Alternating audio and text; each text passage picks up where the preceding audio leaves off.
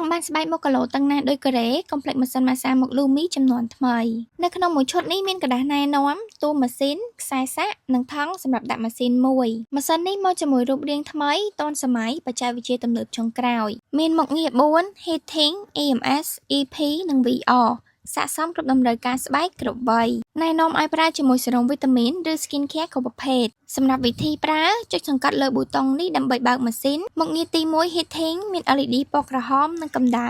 ជួយសម្រួលចរន្តឈាមជំរុញការផលិត Collagen ហើយបបរចុចប៊ូតុងនេះដើម្បីដំឡើងកម្ដៅបាន3កម្រិតរួចចុចប៊ូតុងនេះដើម្បីបដូរមុខងារទី2 EMS មាន LED ពណ៌ខៀវនិងរំញោច EMS កាត់បន្ថយបាក់តេរីបង្កឲ្យឡើងមុនបន្តឹងស្បែកហើយចុចប៊ូតុងនេះដើម្បីដំឡើងរំញោចបាន3កម្រិតតែណែនាំឲ្យប្រើកម្រិតទី1បានហើយមុខងារទី3 EP មានពន្លឺ LED ពណ៌បៃតងនិងរំញោច EP ប្រឆាំងនឹងភាពចាស់ធ្វើឲ្យស្បែកស